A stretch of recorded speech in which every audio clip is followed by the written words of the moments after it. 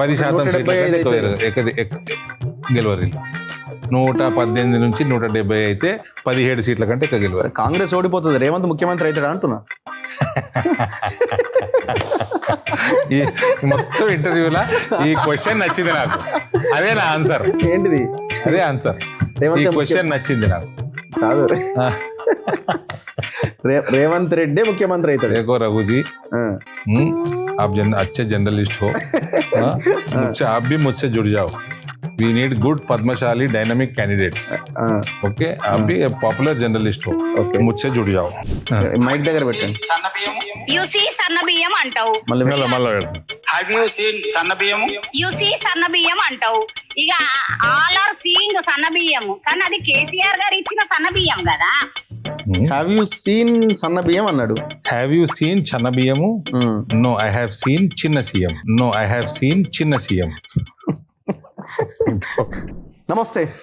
తెలంగాణలో Congress versus బీజేపీగా fight గట్టిగా నడుస్తున్నది, అంటే మాటల యుద్ధం నడుస్తున్నది. సరే, గ్రౌండ్లో ఈ ఇద్దరి మధ్యలోనే పోటీ ఉందా, బీఆర్ఎస్ కాంగ్రెస్ మధ్యలో ఉందా, ఆ చర్చ ఒకవైపు అయితే, ఈ వడ్ల కొనుగోళ్లు, మెట్రో అని ఇంకా రకరకాల అంశాల మీద రేవంత్ రెడ్డి అటాక్ ఈ మధ్యకాలంలో బీజేపీ మీద ఎక్కువగా ఉన్నది. సో బీజేపీలో కూడా ఒకరిద్దరు నాయకులు రేవంత్ రెడ్డి మీద అటాక్ చేస్తున్నారు. సో ముఖ్యంగా రేవంత్ రెడ్డి మీద, అందులో ప్రధానంగా ఈ మధ్యకాలంలో ఎక్కువగా అటాక్ చేస్తున్న వ్యక్తి, సరే కిషన్ రెడ్డి గారిని ఎంత అంటున్నా కూడా ఆయన 1-2 మాటలే అంటున్నాడు, పెద్దగా ఆయన గట్టిగా మాట్లాడాడు. కానీ ధర్మపురి అరవింద్, భారతీయ జనతా పార్టీ నిజామాబాద్ ఎంపీ మాత్రం చాలా గట్టిగా మాట్లాడుతున్నాడు. ఇంకేనా రోడ్డు మధ్యలో బండి దిగి ఈ ఫ్లైఓవర్ ఎందుకు కాలేదని సెల్ఫీ వీడియోలు కూడా చేస్తున్నాడు. అంటే అంత ఫోకస్డ్గా ఎందుకు మాట్లాడాల్సిన పరిస్థితి వచ్చింది? ఆయనకేమైనా ఇబ్బంది అయిందా రేవంత్ రెడ్డి చేత? తెలంగాణలో ఏదేమైనా గవర్నమెంట్ మాదే అంటున్నాడు, మరి ఏం చేయబోతున్నారు? రేపు అధ్యక్షుడు ఆర్ కేంద్ర మంత్రి ఆయనే అయ్యే అవకాశం ఉన్నది అనే ఒక చర్చ కూడా జరుగుతున్నది. సో ఇట్లాంటి వాటికి ఒక క్లారిటీ తీసుకునే ప్రయత్నం చేద్దాం. నా ముందు ఆయన ఇంట్లో ధర్మపురి అరవింద్ గారు ఉన్నారు, మాట్లాడదాం. నమస్తే అరవింద్ గారు. నమస్కారం. సో కొంచెం ఏదో టెన్షన్లో బాధలు ఏమన్నా ఉన్నారా? అట్లా ఏమన్నా? ఇక్కడ వచ్చినప్పటి నుంచి నాకేం ఎందుకో సో ఒక ఎక్సైట్మెంట్ ఆర్ సంథింగ్ దీంట్లో ఉన్నట్టు అనిపించింది నాకు. మిమ్మల్ని చూస్తే ఎక్సైట్మెంట్ వచ్చింది. నన్ను చూస్తేనా? టెన్షన్ అయితే బాధలు అయితే నాకు ఎప్పుడు ఉండవు. ఓకే. సో పొలిటికల్గా ఏమన్నా ఏముంటుంది అంటే ఏదో కావాలి, అది రీచ్ అవ్వాలి అనే ఒక ఉంటుంది కదా జనరల్గా ఎవరికి ఉండదు ఆ టెన్షన్, ఆర్ ఎవరిని కలవాలా, ఏం చేయాలా, ఫైనాన్షియల్గా లేకుండొచ్చు, బట్ నాకు పొలిటికల్ గా పదవుల మీద అస్సలు ఉండదు. సంతోషం ఇవ్వకుంటే ఇంకా సంతోషం. ఇస్తే సంతోషం అంటే ఏమి ఇస్తే సంతోషం? అధ్యక్షుడా, కేంద్ర మంత్రి? ప్రయాణిస్తుంటే జీవితంలో మనం ముందుకు పోతా ఉంటే వచ్చేటి వస్తాయి, రానివి రావు. Take it with the stride, అంతే. కేంద్ర మంత్రి పదవి ఏమన్నా అవకాశం ఉందా మీకు? ఇప్పుడు షఫ్లింగ్ జరగబోతున్నది అని అంటున్నారు. Narendra Modi can answer that question only. ఈ దేశంలో ఓకే, ఎవరికి ఏమొస్తుంది అన్నది అంటే ఉంటుందా? ఇప్పుడు ఏమైనా షఫ్లింగ్ ఉండే ఛాన్సెస్ ఏమన్నా? అది కూడా Narendra Modi only can answer. అంటే ఇన్ఫర్మేషన్ ఉంటది కదండి, ఇన్ఫర్మేషన్ ఆయన దగ్గరనే ఉంటుంది. మీకు వస్తుందా రాదా పక్కన పెట్టండి, అసలు ఉంటదా ఉండదా ప్రక్షాళన ఆయననే చెప్పగలుగుతాడు. మీరు న్యూస్లు చెప్పుకుంటారు, మీ ఛానల్ నడిపించుకోవాలి, వేరే ఛానల్ నడిపించుకోవాలి, మీకు ఏదో ఒకటి కంటెంట్ కావాలి కాబట్టి మీరు కల్పించుకొని ఏదో చెప్తారు అంతే. కానీ దాని కరెక్ట్ ఆన్సర్ కావాలంటే ఆయన ఒకటే చెప్పగలుగుతాడు దేశంలో. ప్రయత్నాలు అయితే మీరు చేస్తున్నారు. మీ ఛానల్ మా ఛానల్ నడపడానికి హెల్ప్ చేయండి అంటే నేను ఏమైనా చెప్పండి. లాబింగ్ ఇవన్నీ ఉంటాయి కదా, లాబింగ్ ఇవన్నీ ఎవరెవరిని కలవాలా ఏంటి అంటే కేంద్ర మంత్రి లాబింగ్లు అన్ని బీజేపీలు నడవు. అంటే మనకు మనం చెప్పుకోవాలి కదా, అడగనేది అమ్మాయినా పెట్టదు. 80లు 90ల నుంచి ఈ లాబింగ్లు బాగా చూస్తా. ఢిల్లీ 5 స్టార్లలో కాంగ్రెస్ ప్రభుత్వాలు ఉన్నప్పుడు, యూపీఏలు ఉన్నప్పుడు ఢిల్లీ 5 స్టార్ హోటల్ లాబీలు కిటకిటలు ఆడుతుండే. ఇప్పుడు ఏమన్నా రెంట్ తక్కువ దొరుకుతున్నాయా లేకపోతే ఖాళీగా ఉంటాయి? ఎప్పుడైనా అదే లాబీలు పవర్ బ్రోకర్లు వీళ్ళందరూ బాగుంటుండే ఆ టైంలో. మోదీ ప్రభుత్వంలో అని నడవవు. సో ఇక్కడ ఉన్న ఇద్దరు కేంద్ర మంత్రులు ఒకరిని తప్పించే అవకాశం ఉంది, ఆ ఒకరిని తప్పించి ఇంకోరికా, లేకపోతే 2 కాదు ఇంకొకటి 3 అవుతుంది, ఇంకొకటి ఇచ్చే అవకాశం ఉంది. ఇట్లా రకరకాల డిస్కషన్స్ ఉన్నాయి మార్కెట్లో, ఢిల్లీ సర్కిల్స్లో ఆర్ పొలిటికల్ జర్నలిస్ట్ సర్కిల్స్లో ఈ డిబేట్ జరుగుతున్నది. చెప్తుండ్రా నన్ను అడుగుతున్నా క్వశ్చన్, దానికి ఆన్సర్ నరేంద్ర మోడీ ఒకటే ఇవ్వగలుగుతాడని చెప్తున్నా కదా, అదే ఆన్సర్. నేను మీరు చెప్తున్నామో అనుకున్నా నాకు. అంటే ఆయనకి రేపు చేయాల్సి ఉంటే ముందు రోజు అనుకుంటాడా? కాదు కదా, దానికి ఒక డిబేట్ ఉంటుంది, పార్టీలో డిస్కషన్ ఉంటుంది. ఆయన ఎట్లా అనుకుంటాడు, ఆయన ఎక్సర్సైజ్ ఎట్లా చేసుకుంటాడు కూడా ఆయనే చెప్పగలుగుతాడు. ఓకే, అవన్నీ మనకు తెలిస్తే మనం కూడా నరేంద్ర మోదీ అయితే కదండి. మీరేమైనా ప్రయత్నం చేస్తున్నారా పదవి కావాలని? ఏమైనా ప్రయత్నం? నాకు నేను ఎప్పుడు ప్రయత్నం చేయ. అంటే ఇందాక అన్నారు వస్తే సంతోషం అని, అందుకే నాకు వస్తే సంతోషం, రాకుంటే ఇంకా సంతోషం కూడా అన్న. మీరు వస్తే సంతోషం కానీ ఎందుకు ఇరిగిండ్రు, అవన్నీ ఏమి ఉండవు నాకు. ఓకే, సో అధ్యక్ష పదవి అంటే అది ఇప్పట్లో చేంజెస్ ఏమి ఉండకపోవచ్చేమో. అది కూడా ఆయననే చెప్పగలుగుతాడు, లేదా నితిన్ నవీన్ గారు చెప్పగలుగుతారు. మీలాంటి వాళ్ళు ఇట్లాంటి ఆన్సర్స్ ఇస్తే ఎట్లా? స్ట్రైట్ ఆన్సర్స్ ఇచ్చేయాలి. రాసి మరి నేను రాసిస్తే ఇస్తా. మీరు ఉన్నది చెప్పాలా? ఉన్నది ఏది మరి? ఉన్నది చెప్పాలా? ఉన్నది చెప్తే మీకు నచ్చంది, నచ్చకపోతే మేమేం చేయలేము. ఈ మధ్య కాలంలో ధర్మపురి అరవింద్ రేవంత్ ని చాలా గట్టిగా అటాక్ చేస్తున్నాడు. అంటే ఆయన యొక్క దాన్ని ఏమంటారు, బాడీ షేమింగ్ లాంటి వర్డ్స్ ని కూడా ఉపయోగించే మాట్లాడే ప్రయత్నం చేస్తున్నారు, విమర్శించే ప్రయత్నం చేస్తున్నారు. ఎందుకు రేవంత్కి మీకేమైనా పడట్లేదా, లేకపోతే మీరేమైనా పని చెప్తే చేయలేదా? బాడీ షేమింగ్ అంటే ఏమన్నానండి? నేను అనలేను అట్లాంటి పదాలు, కానీ మీరు తొండలు అంటే నువ్వే జొర్రు, నీ హైట్ ఎంత, తొండలు దొరకొడతా అంటే తొండలేదు నువ్వే జొర్రు అని చెప్పిన. తొండంతనే ఉంటాను సొర్రు అంటే అది బాడీ షేమింగ్. లిల్లిపుట్ అన్న, నన్ను మస్తాల గుండు అన్నాడు. దానికి ఏ అంత పెద్ద సమస్య నాది? అంటే మీ అటాకింగ్ ఎక్కువ, మీ అధ్యక్షుడి కంటే మీరే ఎక్కువ మాట్లాడుతున్నారు. అంటే మీ అధ్యక్షుడి కంటే నా నైజం ఇది ఇప్పుడే కాదు కదా, నేను ఫస్ట్ నుంచి ఇంతే. దట్ ఈస్ మై, అది నా నేచర్. అది అంతకుముందు ఇంత అగ్రెసివ్ గా లేదు కదా. లాస్ట్ 6 months నుంచి చాలా అగ్రెసివ్ గా మాట్లాడుతున్నారు. ఆయన సీఎం అయినా సంవత్సరం టైం ఇచ్చినాము. తర్వాత సమస్యలు పెరుగుతా ఉంటే మాట్లాడాల్సి వస్తుంది. వీఆర్ ఇన్ పబ్లిక్ లైఫ్, మాట్లాడాలా. మా పార్టీని మేము పెంచుకోవాలి, మా పార్టీని మేము ప్రజల దగ్గర తీసుకుపోవాలా, ప్రజల సమస్యలు మేము పట్టించుకోవాలి ఎక్కువ. మా పనేనా చేస్తే చేసిన అనాల్సిన అవసరం లేదు, అది మా పనే. అది ఇప్పుడు రేవంత్ రెడ్డి అరవింద్ అనలే, రేవంత్ రెడ్డి ఇంకోరు అనలే, రేవంత్ రెడ్డి కిషన్ రెడ్డిని అన్నాడు. కిషన్ రెడ్డి కూడా అంత గట్టిగా మాట్లాడతలేడు. కిషన్ రెడ్డి నేచర్, అందరి నేచర్లో ఒక తీరు ఉండవు కదా. సో మీరు పబ్లిక్ కోణంలోనేనా మీరు రేవంత్ని విమర్శించేది? లేకపోతే నాకేం పని ఆయనతోటి? నాతో వచ్చేది ఎందుకు పోయేది? నాతోటి ఆయనతోటి ఏం లేదు. నాకు ఏముంటుంది? నాకు నేను ఒక పెద్ద విషయం చెప్తాను మీకు. చెప్పండి. పెద్దది బ్రేకింగ్. కేసీఆర్ దిగకపోకంటే ముందు, ఓకే, ఎగ్జాక్ట్ మంత్ తెలియదు కానీ 2023లో అనుకుంటా, కేసీఆర్ తెలంగాణని ముంచిండు, తెలంగాణని తెచ్చిండు. తర్వాత తెలంగాణని ఆయన పిల్లల వల్ల ముంచిండు. కేసీఆర్కి పెద్ద లయబిలిటీ జిందగీలో. సరే, ఇప్పుడు అంటే ఆయన ఫ్యాగ్ అండ్ ఆఫీస్ కెరియర్కి వచ్చేసిండు, ఆయన పిల్లలే. ఓకే, కేసీఆర్ని కాంగ్రెస్ ప్రభుత్వం వస్తే రేవంత్ సీఎం అవుతాడు అన్న కోణంలో ఆ టైంలో Revanth is more dangerous than KCR అన్న. Okay, is proving to be that. ఎట్లా అంచనా వేసారు మీరు? కేసీఆర్ ని కాపాడుతున్నది రేవంత్. కేసీఆర్ కుటుంబం చేసిన అవినీతి మొత్తం కాపాడుతున్నది రేవంత్. ఆ అవినీతిని కాపాడడానికి ఈయన అవినీతి చేస్తున్నాడు. మొత్తం అడ్మినిస్ట్రేషన్ కొలాప్స్, ఆయనకు ఐడియానే లేదు, ఏ డిపార్ట్మెంట్ సరిగ్గా లేదు.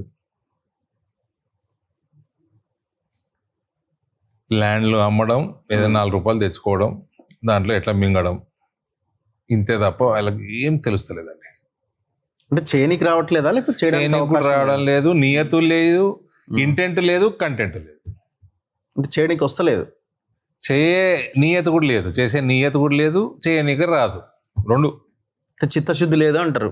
ఇంటెంట్ ఉంటే కంటెంట్ ఏదో రకంగా చేసుకోవచ్చు. అసలు ఇంటెంటే లేదు. ఇంటెంటే పైసలు దోసుకోదామని ఉంది. ఏం దోసుకున్నాడు ఇప్పటి వరకు ఆయన? మీకు ల్యాండ్ల అమ్ముడు, ఫస్ట్ కేసీఆర్ కుటుంబం దగ్గర నుంచే దోసుకుంటారు నా లెక్క ప్రకారం. అంటే అన్ని కేసులని తొక్కిపెట్టి, కాళేశ్వరం నుంచి, ఈ కార్ నుంచి, ఫోన్ ట్యాపింగ్ నుంచి, ఇట్లాంటి చాలా పవర్ అగ్రిమెంట్ నుంచి, పవర్ పర్చేజ్ అగ్రిమెంట్ నుంచి. కాళేశ్వరం సిబిఐకి ఇచ్చిండు, పవర్ది సిబిఐకి ఎందుకు ఇచ్చిండండి? ఎప్పుడు ఇచ్చిండు? నువ్వు ఘోష్ కమిటీ ఎందుకు వేసుకున్నావు? ఆ రిపోర్ట్ ఇచ్చినాక నువ్వు సిబిఐకి ఇవ్వటంలో అర్థమైంది. నువ్వు చేసే అది ఫస్ట్లోనే ఇచ్చేదండి. అది ఒకటే ఎందుకు ఇచ్చినావు? సిబిఐకి ఫ్రీ హ్యాండ్ ఇచ్చేసి, ఓపెన్ చేసి, తెలంగాణలో రెస్ట్రిక్షన్ తీసి ఎందుకు చేస్తలేవు? కాళేశ్వరంలో చేసిండు, రిపోర్ట్ ఇచ్చింది, అందులో రిపోర్ట్లో క్లియర్ కట్గా అవినీతి ఉందని చెప్పింది, మాట్లాడుకున్నాడు, రేటు పెంచుకున్నాడు, పైసలు తీసుకున్నాడు, సిబిఐకి ఇచ్చాడు. ఇది పద్ధతి, ఇది అడ్మినిస్ట్రేషన్. ఈ కార్కి రేట్ మాట్లాడుకుంటాడు, నానుస్తాడు. ఎట్లా చెప్తున్నారు? ఫోన్ ట్యాపింగ్ రేట్ ఎట్లా మాట్లాడుకున్నాను ఎట్లా చెప్తారు? That is his standard. Phone tapping 500-600 మంది. SOP of Revanth Reddy is extortion. Homework చేయటం, దాని మీద భయపెట్టేయటం, రేట్ పెంచుకోవటం, డబ్బులు తీసుకోవటం. This is is SOP entire political career. SOP అంటే ఏందో? Standard operating procedure. ఓకే, అంటే ఎక్స్టార్షనా? రేవంత్ రెడ్డి వాళ్ళ దగ్గర వాళ్ళని బెదిరించి పైసలు వసూలు చేస్తున్నారు. అంతే కదా మరి. భూములు కూడానా? భూములు ఏది అంటే భూములు కూడా రాయించుకుంటున్నారా ఎట్లా? ఎట్లా చేసుకుంటుండో తెలియదు, కానీ మాత్రం ఎక్స్టార్షన్ మాత్రం ఉంది. కానీ వీళ్ళు గట్టిగానే తిడుతున్నారు కదా, బీఆర్ఎస్ వాళ్ళు అటాకింగ్ స్ట్రాంగ్ గానే ఉంది కదా. కొనుక్కున్నారు కాదండి, కేటీఆర్ రేవంత్ హరీష్ రావు కొనుక్కున్నారు కదా, గట్టిగా తిడుతున్నారు కదా. రేవంత్ కొనుక్కున్నారు. అంటే మిమ్మల్ని నిన్ను తిడతాము, మీకు పైసలు పడేసినాం కదా, మూసుకొని కూర్చోవాలి. నీ రాజకీయం నీది, మా రాజకీయం మాది. దీంతో ఇవన్నిటితోటి ఏ రకంగా రాష్ట్రం బాగుపడుతుందో చెప్పండి. ఈయన మొత్తం ఎకనామికల్గా మొత్తం ముంచేసిండు రాష్ట్రాన్ని అన్నది నిజం. కేసీఆర్ అది నీకు తెలిసి అది ప్రజలకు చెప్పి కేసీఆర్ని తిట్టి కేసీఆర్ చేసిన తప్పులన్నీ కూడా ప్రజల ముందర పెట్టి ఆల్టర్నేటివ్ బీజేపీని ప్రజలు చూడక నీకు ఓటేసిరు నువ్వు ఉన్నావని. నువ్వు వచ్చి చేసేది ఏంటంటే ఆయననే కాపాడుతున్నావు. మన చట్టంలో కూడా దొంగ కంటే దొంగను కాపాడినోడు ఎక్కువ నిందితుడు, నేరం ఎక్కువ పెద్దది. మీరేం కాపాడతలేరా ఎవరిని? కేసీఆర్ కాపాడినాం ఇప్పుడు కేసీఆర్ అండ్ టీమ్ ని. ఎట్లా అదే అంటున్నాడు ఆయన, బీజేపీ వాళ్ళు కాపాడుతున్నారు. ఎవరుగా ఎట్లా? సిబిఐకి ఇస్తే దాని మీద ఈ మధ్య ఇస్తే సిబిఐకి 1,00,000 కేసులు ఉంటాయి. నువ్వు ఎందుకు ఇచ్చినావు సిబిఐకి? నీకు ఘోష్ కమిటీ రిపోర్ట్ ఇచ్చినాక సిబిఐకి ఎందుకు ఇచ్చినావు? రిపోర్ట్ మీద యాక్షన్ తీసుకో. ఈ car is an open and shut case. Power purchase agreement is open and shut case. Phone tapping ఏమైంది? ఇంకా చాలా ఉంటాయి. మొన్న రేవంత్ రెడ్డిని మీరు మాట అన్నారు, నీకు చేత కాకపోతే దిగిపో అని. ఆయన దానికి ఒక కౌంటర్ ఇచ్చిండు, మోదీని కూడా దిగిపోమని. మరి నేను రాహుల్ గాంధీని ధూళికి వనికి రావురా నాయన. నువ్వు మోదీతోటి నీకేం కంపారిజను? మోదీ నువ్వు మొన్న అయినావు ముఖ్యమంత్రివి. అది బీజేపీ ఎదగక బీజేపీ కనబడక ఆల్టర్నేట్గా నీకు వేసి రోడ్డు నీతో ప్రేమతో ఓటేయలే నీకు. ఇప్పుడు ఎలక్షన్లు పెట్టు, కుప్ప కూలుతుంది నీ ప్రభుత్వం. నీకు ఏం చేతనవుతుంది నాయన? నువ్వు మోదీ గురించి మాట్లాడుతున్నావు. మోదీ మీ కాంగ్రెస్ పార్టీని సర్వనాశనం చేసిండు గుజరాత్కి వెళ్ళి ఏలటి దాకా. సిగ్గుండాలి మీకు. నరేంద్ర మోడీ గారు రాజకీయం అసలు వదిలేసిండు. ఆయన ఎప్పుడు అడ్మినిస్ట్రేషను, ఫారెన్ అఫేర్స్, ఎకానమీ ఇవే చూసుకుంటుండు. అట్లా ఉంది మీ కాంగ్రెస్ పార్టీ. ఆయనకు రాజకీయం మీద 5% టైం కూడా ఇవ్వాల్సిన అవసరం పడతలేదు ఆయనకి. 2001 నుంచి. బుద్ధి ఉండాలి మీకు, కొంచెమన్నా సిగ్గుండాలి. అపోజిషనే లేదు, యాక్టివిటీ లేదు. అది మీ కాంగ్రెస్ పార్టీ. అంటే అపోజిషన్ మోదీ తోటి పోల్చుకుంటున్నావా? అంటే అపోజిషన్ గా వాళ్ళు ఫెయిల్ అయ్యారు, అంతేనా? అంతే కదా మరి. అసలు నరేంద్ర మోదీ గారికి రాజకీయం మీద దృష్టి పెట్టాల్సిన అవసరమే పడతలేదు. 24-25వ సంవత్సరం ఇది. మీరు గమనిస్తలేరా? ఆయన 2001 అక్టోబర్లో ముఖ్యమంత్రి అయితే 2014 ప్రధానమంత్రి అయ్యే వరకు గుజరాత్లో మీరు కాంపిటీషన్ ఇవ్వలేదు. ఆయన ప్రధానమంత్రి అయినాక ఇయ్యలటి వరకు కాంపిటీషన్ ఇస్తలేరు. ఏం అపోజిషన్ నడుపుతున్నారు? మోదీ బలమా? ఇక్కడ ఇంత 10 జిల్లాల ముఖ్యమంత్రి, నీకు మోదీకి పోలికనా? 2 సంవత్సరాలన్నా సర్వనాశనం చేసినావు. ఆయన నాశనం చేసిపోయిండు కేసీఆర్, నువ్వు సర్వనాశనం చేస్తావు. 2 నిమిషాల్లో కొనిపడేస్తా ధాన్యాన్ని, ఒకవేళ నాకు అప్పగించండి ఆ చైర్ని అని అడుగుతున్నాడు. ఏ చైర్ని అప్పగించాలి? ప్రధానమంత్రి చైర్ని రాహుల్ గాంధీకి చైర్లో కూర్చోబెట్టి నేను కొనిపిస్తా, మోదీకి చేతనైతే లేదు కదా అంటున్నాడు. ఎవరికి చేతనైతుంది, ఎవరికి చేత కాదు నీకంటే ఎక్కువ భారతీయులకు తెలుసు కదా. నీకంటే ఎక్కువ భారతదేశం వాళ్ళకి తెలుసు కదా ప్రజలకి. నువ్వేం చెప్పేది? గొట్టంగానల్లా ఇట్లాంటి మాటలు మాట్లాడితే అట్లనే వస్తుంది మరి. అన్పడ్ గవారు, ఇల్లిటరేట్ ఫెలో తీసి అప్పచెప్పాలంటే ఏంది? ఏంది అప్పచెప్పేది? కాంగ్రెస్ పార్టీలో ముఖ్యమంత్రి పదవి నీకు అప్పచెప్పినట్టు. అసలు నీకు ఎందుకు అప్పచెప్పారు?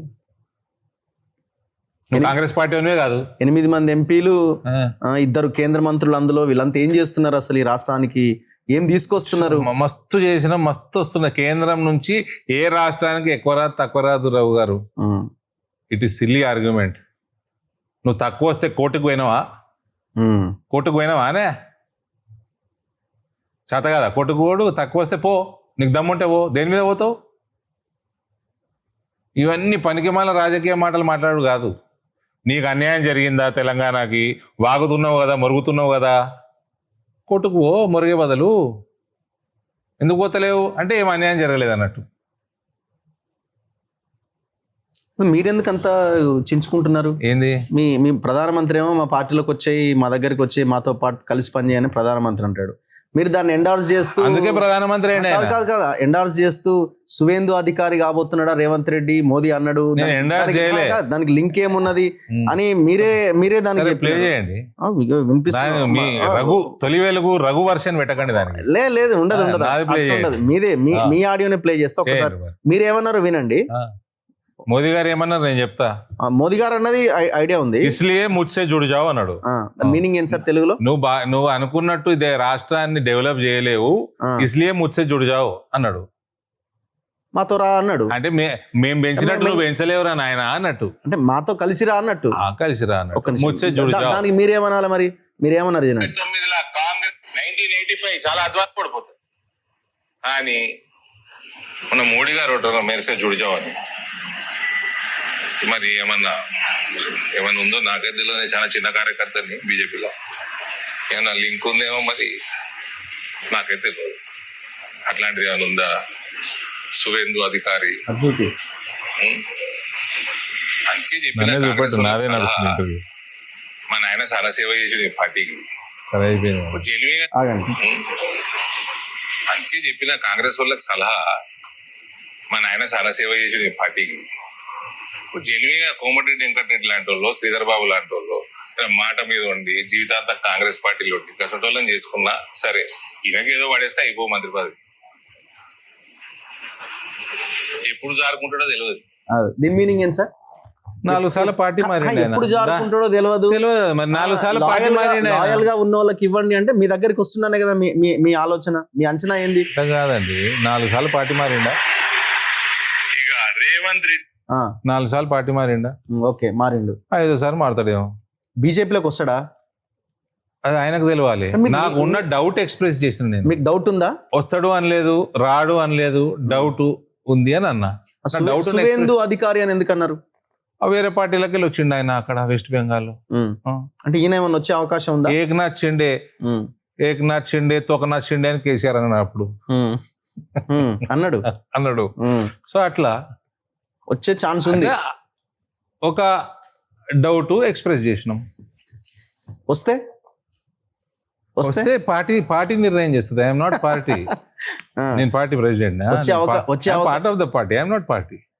అంటే ఇది పార్టీని ఇరికించే కార్యక్రమమా, రేవంత్ రెడ్డిని ఇరికించే కార్యక్రమమా, ఒక స్ట్రాటజీలో భాగంగా కాంగ్రెస్ ని డ్యామేజ్ చేయడానికి, లేదు నిజంగానే ఏదో జరుగుతున్నదా? అది నేను ఎట్లా చెప్తా, రేవంత్ చెప్పాలి. మీకు తెలియంది ప్రెస్ మీట్ లో అంతా ఓపెన్ గా పబ్లిక్ ముందు సువేందు అధికారి అనే పదాన్ని, ఆ పేరుని ఎందుకు మీరు ప్రస్తావిస్తారు? ఆయన అట్లా అక్కడి నుంచి వచ్చిండు కాబట్టి, వెస్ట్ బెంగాల్లో టీఎంసీలో ఇంపార్టెంట్ నాయకుడు ఉండే కాబట్టి వచ్చిండు, బ్రేక్ చేసి వచ్చిండు. ఆ సువేందు అధికారికి రేవంత్ రెడ్డికి ఏం లింక్ అంటున్నా? ఒక ఎగ్జాంపుల్ చెప్పిన. అప్పట్లో కేసీఆర్ ఏకనాథ్ షిండే తోకనాథ్ షిండే అన్నాడు. ఆ వీడియో చూసినప్పుడు ఏమనిపించింది అంటే, నాకు ఫాదర్ కాంగ్రెస్ అయినందుకు ధర్మపురి అరవింద్ కాంగ్రెస్ అంటే ఎంత ప్రేమ ఉంది అనిపించింది నాకు. అంటే ఆ పార్టీని బతికించుకోండి అయ్యా మీరు. లాయల్ కాంగ్రెస్ వాళ్ళకి వెంకటరెడ్డికో లేకపోతే శ్రీధర్ బాబుకో ముఖ్యమంత్రి పదవి ఇవ్వండి, అనవసరంగా ఎందుకు ఆగం చేసుకుంటున్నారు, ఆయనకి ఇచ్చానేలాగా ఉన్నది. అట్లనే చెప్పండి మీరు, నేనేమో ఆపుతలేను కదా. కన్సర్న్. అవునండి, ఇప్పుడు ఒకళ్ళకి మంచి సలహా ఏ బుద్ధి అయితే ఇస్తాము, ఏం పెద్ద. ఈ స్పోర్ట్స్ మ్యాన్ స్పిరిట్ అంటారు దాన్ని. పాకిస్తాన్ బౌలర్ వసీం అక్రమ్ మన ఫాస్ట్ బౌలర్ జహీర్ ఖాన్కి చాలా నేర్పిండు. జహీర్ ఖాన్ పాకిస్తాన్ని ఓడగొట్టి మనం 2011లో వరల్డ్ కప్ కూడా గెలిచినాం. కానీ మోదీ ఆశయాన్ని మీరు మరి ఇది చేస్తున్నట్టు అవుతుంది, బ్రేక్ చేస్తున్నట్టు అవుతుంది. అది ఓకే, నేచర్, మనిషి నేచర్ ఒకటి. మోదీ ఆశయాన్ని నేను బ్రేక్ చేసుడేంది, మోదీ ఆశయాన్ని నేను నిలబెడుతున్నది తెలంగాణలో నిజామాబాద్ లో ఆయన కోసమే వచ్చిన మేము మరి ఆయన తీసుకెళ్దాం అనుకుంటున్నాడేమో ఆయనని, మీరు దాన్ని అరే మీరు అలర్ట్ అవ్వండి అని మీరు చెప్తే అదే డౌట్ నేను కూడా ఎక్స్ప్రెస్ చేసిన. ఇప్పుడు మీరు ఎక్స్ప్రెస్ చేసిన డౌట్ నేను ఎక్స్ప్రెస్ చేసిన. ఇప్పుడు దీనికి లింక్ ఏంటంటే నిన్న ఇలా పేపర్లు అన్ని చూశారు కదా, మొన్నటి దాకా తిట్టుకున్నారు కిషన్ రెడ్డి రేవంత్ రెడ్డి. రేవంత్ రెడ్డి అయితే అసలు మామూలుగా లేదు, కిషన్ రెడ్డిని రేంజ్లో వేసుకున్నాడు. ఇట్లనే మనం కూర్చున్నట్టే కూర్చున్నారు కేంద్ర మంత్రి ముందు. ఎట్లా అనిపించింది ఆ ఫోటో, ఆ సీన్ చూసినప్పుడు జనరల్గా?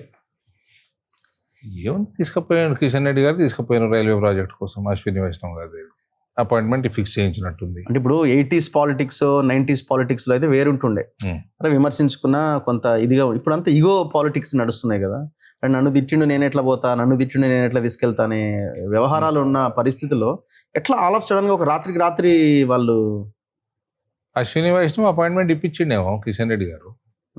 దానికి బియాండ్ కిషన్ రెడ్డి చెప్పాలి, నేనే చెప్తాను సార్. కామనే అది. ఇప్పుడు నేను మా ఎమ్మెల్యేలో తీసుకొస్తే నా కాన్స్టిట్యున్సీ నుంచి తీసుకుపోయి కల్పిస్తా, దాంట్లో ఏం పెద్ద ఇది అడ్మినిస్ట్రేషన్.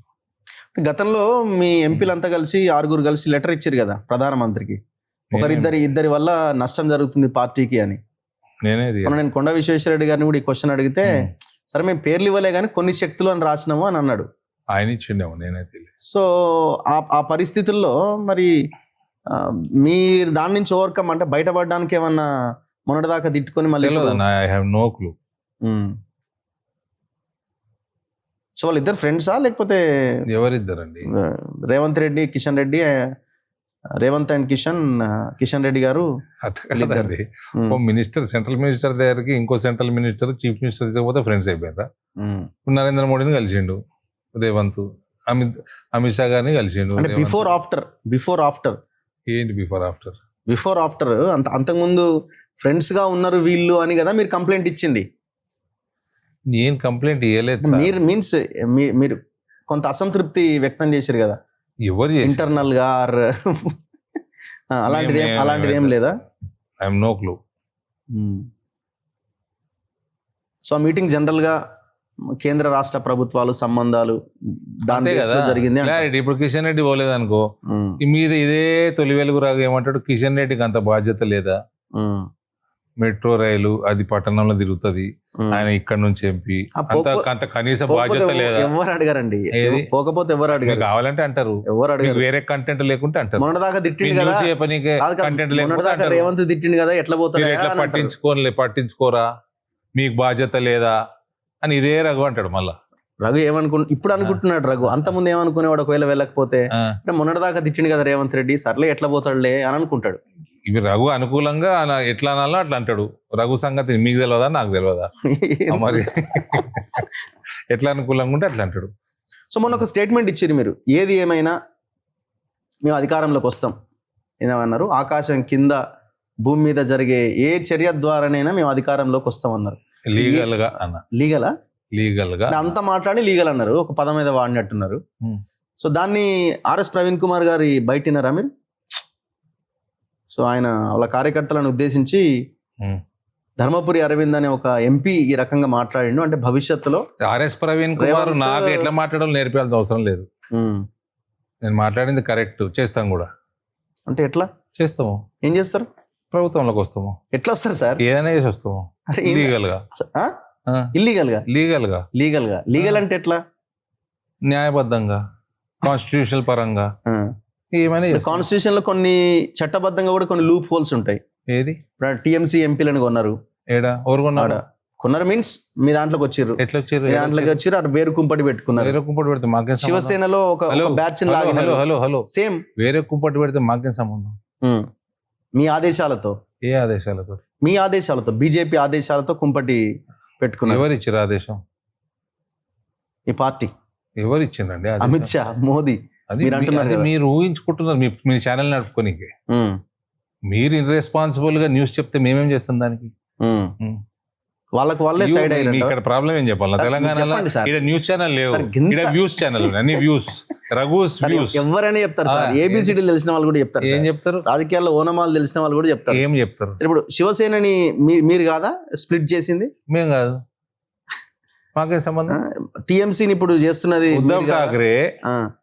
ఉద్ధవ్ ఠాకరేకి బుద్ధి ఉంటే ఉమ్, వాళ్ళ పార్టీ పుట్టింది ఎందుకు, వాళ్ళ ఐడియాలజీ ఏంది, బాల్ ఠాకరే గారికి మేము అందరం అభిమానులమే. ఉమ్, అది చేసింది ఎలక్షన్లు అయినాక 2019లో ఉమ్, పార్ట్నర్ వదిలేసి, ఐడియాలజికల్ పార్ట్నర్ వదిలేసి కాంగ్రెస్ ఎన్సీపీ తోటి పోతాడా? ఉమ్. ఆబ్వియస్ గా రియాక్షన్ వస్తుంది, ఓకే. ఆబ్వియస్ గా వస్తుంది రియాక్షన్. వచ్చింది రియాక్షన్, పార్టీ స్ప్లిట్ అయింది. బీజేపీకి ఏం సంబంధం అండి?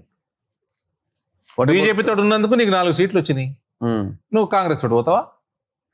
గెలిచిన వాళ్ళందరూ నీ మీద రియాక్ట్ అయ్యారు. ఇప్పుడు మళ్ళీ కొత్తగా తీసుకుంటున్నారు, మళ్ళీ అందులో 6 మళ్ళీ ఇళ్ళకి వచ్చినట్టున్నారు షిండే దాంట్లోకి. నిన్న మొన్న అది శివసేన, ఇది శివసేన, మాకేం సంబంధం అండి?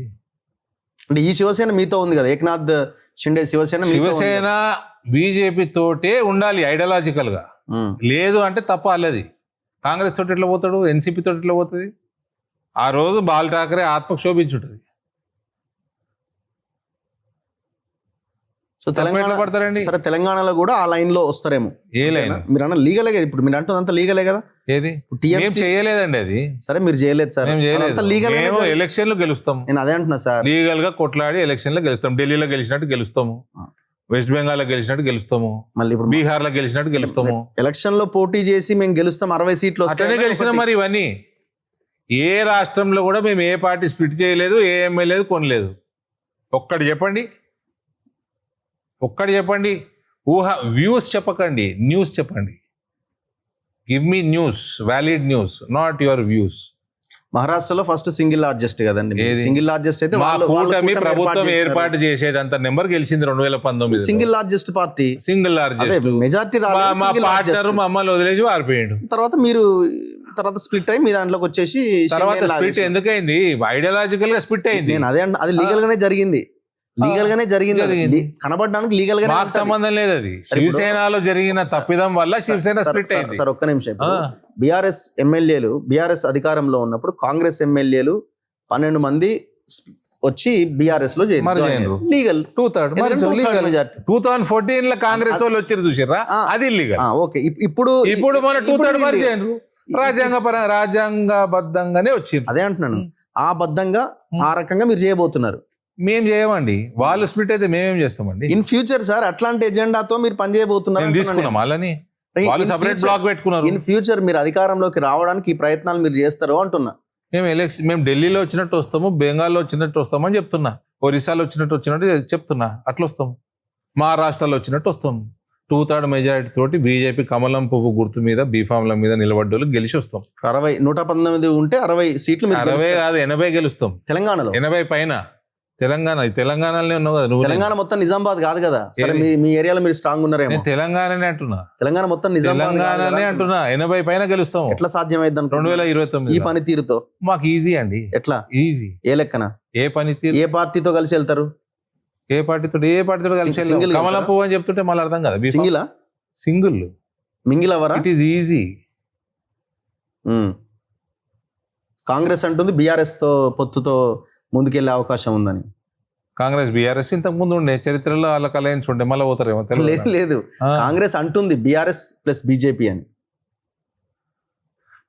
ఎందుకంటుంది? మేమేం అనలేదే, మేము చాలా డినై చేసినామే.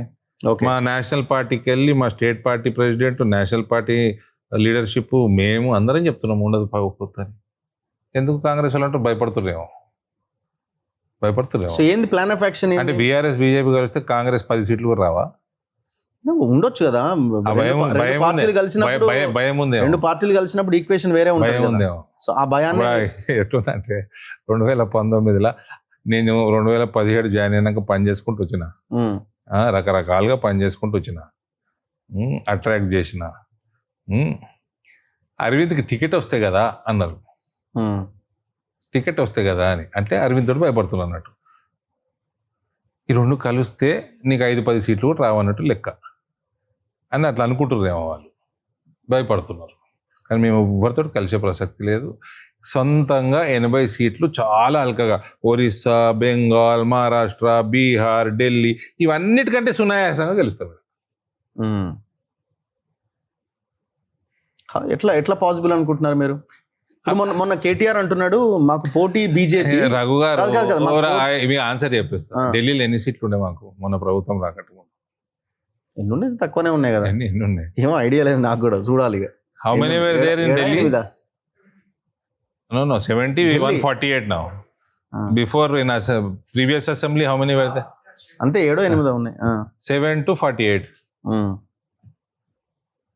8 to 78 or 88. మీకు నల్గొండలు ఎక్కడిది, ఖమ్మంలో ఎక్కడిది? అరే మరి 7 నుంచి 50కి వచ్చినాం కదా ఢిల్లీలో. ఒరిస్సాలో ఎన్ని ఉండేనండి? పొద్దున్న లేసే గొడవలు సార్. ఒరిస్సాలో ఎన్ని ఉండే? ఒరిస్సా వేరు, ఢిల్లీ వేరు, బెంగాల్ వేరు. ఆ రాష్ట్రాల్లో పనిచేసినట్టు మీరు ఈ రాష్ట్రాల్లో పనిచేయట్లేదు. ఎవరు చెప్పిరండి? ఆ రాష్ట్రాల్లో ఉన్నట్టు లీడర్లు ఈ రాష్ట్రంలో లేరు. సరే, అవునా కదా? మాకు ఎంతసేపు అనుకుంటారు ఇక్కడ పనిచేసి గెలవనీక? ఒక ఇద్దరు లీడర్లు ముచ్చటగా 3 నెలలు ఇద్దరు లీడర్లు షేక్ హ్యాండ్ ఇచ్చుకొని నిలబడమనండి. ఎవరన్నా ఒక ఇద్దరు లీడర్, నేను చెప్పిన లీడర్లని చెప్పు. చెప్పండి, సాధ్యమవుతుందా? చెప్పండి. ఎవరు? ఒకరి కాళ్ళు ఒకరు గుంజుకోవడం తప్ప. ఎవరు చెప్పండి, ఎవరిని కలపాలి చెప్పండి. ఇప్పుడు వాళ్ళిద్దరు ఈటల రాజేందర్, ఆ బండి సంజయ్ ఏంది గొడవ? ఏం గొడవ?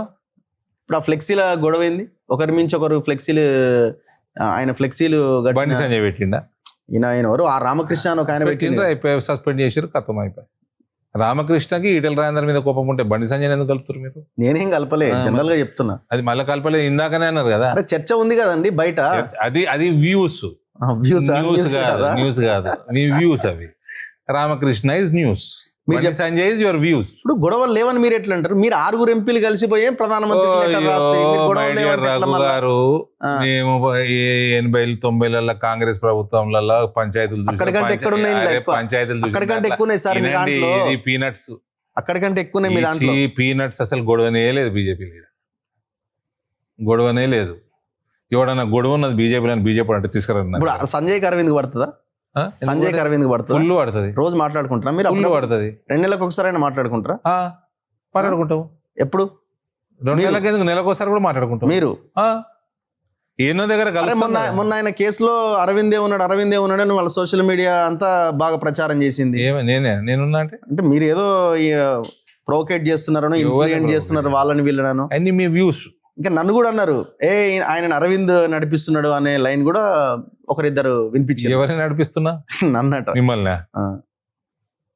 మీ దారికి నా దారికి జమీన్ ఆస్మాన్ సంబంధం లేదు మరి. అంటే సోషల్ మీడియాలో నాకు 20 లక్షల మంది ఫాలోవర్స్ ఉంటారు. 20 లక్షల మందిని నేను కంట్రోల్ చేస్తానా అండి? ఎవరు ఏమో, సంజయ్ కూడా కంట్రోల్ చేయలేడు. అందరికి ఉంటారు ఫాలోవర్స్. ఎవరు ఏమంటారు ఎట్లా తెలుస్తుంది? ఎట్లా కంట్రోల్ చేస్తారు? ఎవడో బాధపడతాడు, రాత్రి పూట బాధపడు వేరు, దిన పూట బాధపడు వేరు. మందు కొట్టి ఏదో మాట్లాడతారు. ఇప్పుడు రాత్రి 9:30 తర్వాత నేను ఫోన్లు ఎత్తాను. ముఖ్యమంత్రి లెక్క మీరు కూడా ఎత్తారా? 9:30 తర్వాత ముఖ్యమంత్రి ఫోన్ ఎత్తాన్నాడు కానీ నేను ఫోన్లు ఎత్తా 9:30 తర్వాత. ఎందుకంటే నా మీద ప్రేమ విపరీతంగా పెరిగిపోతుంది. నైట్ ఫోనే పెట్టేది ఎత్తితే. కానీ నేను ఫోను నా దగ్గరకు వచ్చినాయి, నేను ఎత్తుతా. నా దగ్గర రాని వాళ్ళు నా వేరే కామన్ జనరల్ నెంబర్స్ కూడా ఉన్నాయి. నా పాత నెంబర్లు ఏవి కూడా డిస్కార్డ్ చేయలేదు నేను. అక్కడికి రోజు మా కాల్ సెంటర్కి రోజు అనేక ఫోన్ కాల్స్ వస్తాయి, అనేక ఇబ్బందులు వస్తాయి. అన్ని కూడా కాల్ సెంటర్ నుంచి అడ్రస్ చేస్తాము. కలెక్టరేట్ నుంచి అన్ని R&B కానీ పంచాయతీరాజ్ అన్ని డిపార్ట్మెంట్లకి అడ్రస్ చేస్తారు. నా సెక్రటరీలు చేస్తారు, మా కాల్ సెంటర్ అమ్మాయిలు చేస్తారు. ఎన్ని ఫోన్స్ వస్తాయి రోజుకి? వాటిని పరిష్కరిస్తారా మీరు? పిలిపియాలా? ఇక్కడ ఉన్నారా వాళ్ళు? మా ఇంటి పక్కకి కాల్ సెంటర్ పిలిపియండి. రండి. నేను జనరల్ గా వారానికి ఒకసారి కూర్చుంటాం. పరిష్కారం ఉంటాయా? ప్రజావాణినా ఇది కూడా? రేవంత్ రెడ్డి ప్రజావాణినా లేకపోతే? పరిష్కారం ఉంటాయి, పరిష్కారం లేనివి ఉంటాయి. పరిష్కారం ఎందుకు లేవు కూడా చెప్తాం మేము. నేనేం ముఖ్యమంత్రి కాదు, నాకు చేత అడ్మినిస్ట్రేషన్.